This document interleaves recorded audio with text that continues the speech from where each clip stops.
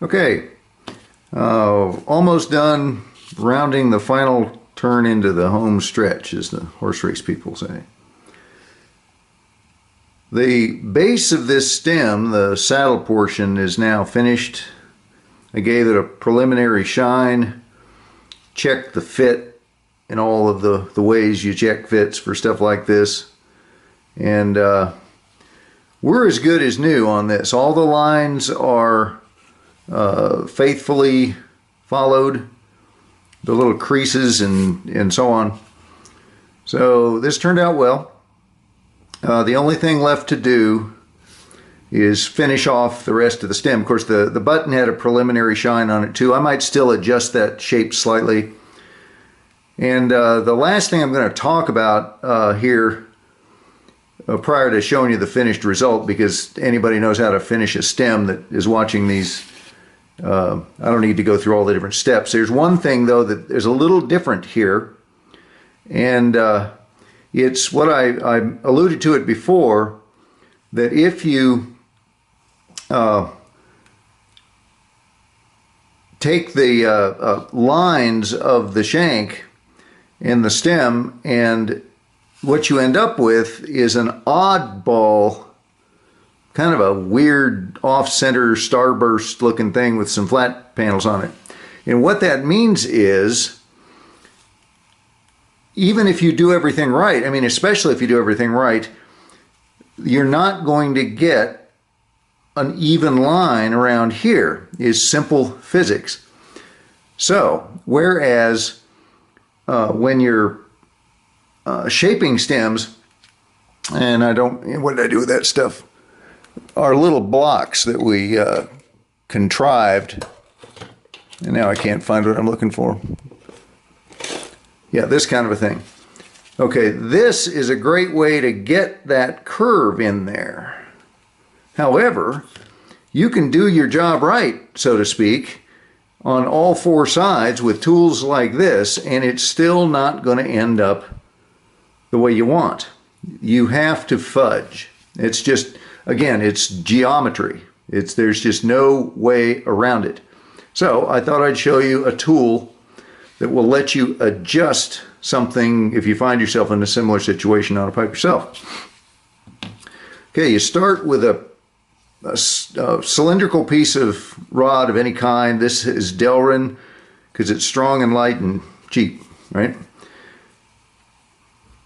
Tape a chunk of mouse pad on this thing that's a little bit longer than we'll wrap around at one time. And that from here to here is about 3 inches. And what you do from that point on is take a piece of sandpaper. Here's some 150s, a good place to start with that.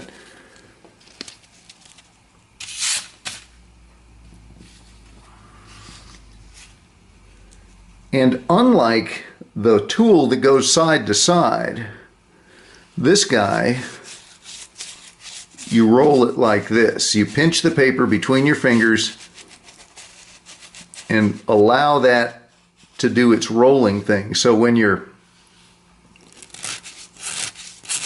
can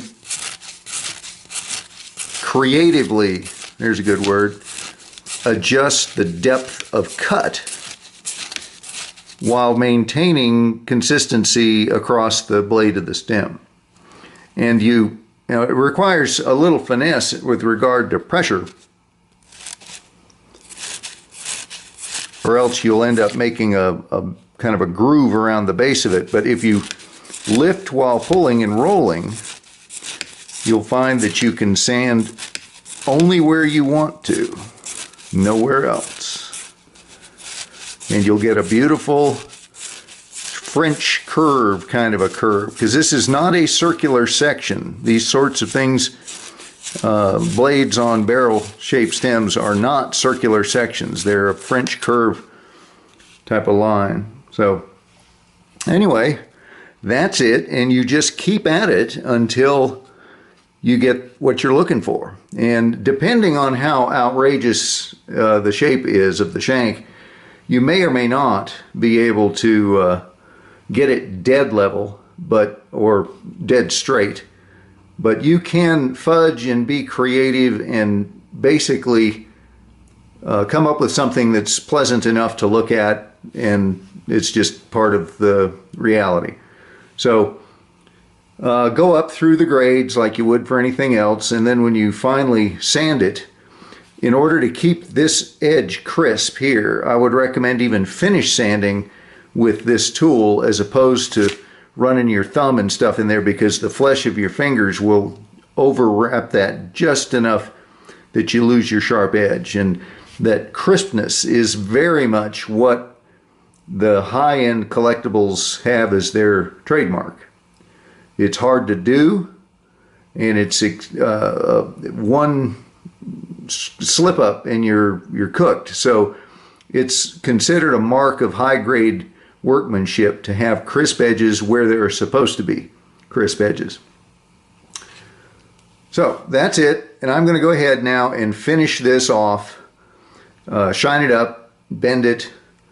Everything that is left to do is nothing remarkable. The difficult part of this project, of course, was getting the shank fit in the odd shape. So I'll go ahead and finish it up, and then do what I decided on my last set of videos, where I'm going to abandon the little light stage for the still camera thing, because that, for a long list of reasons, that is a pain in the butt, and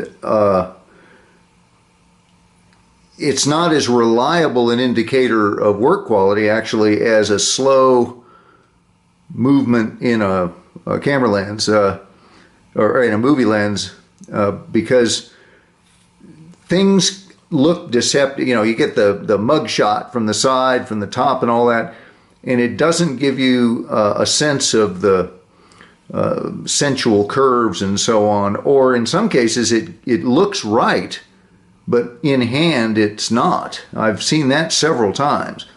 So it's more difficult to do those kinds of photo sets, and they're not there's not as much quality information in them as this kind of a thing. So I will go do completion and come back and we'll wrap this one up. Alrighty then.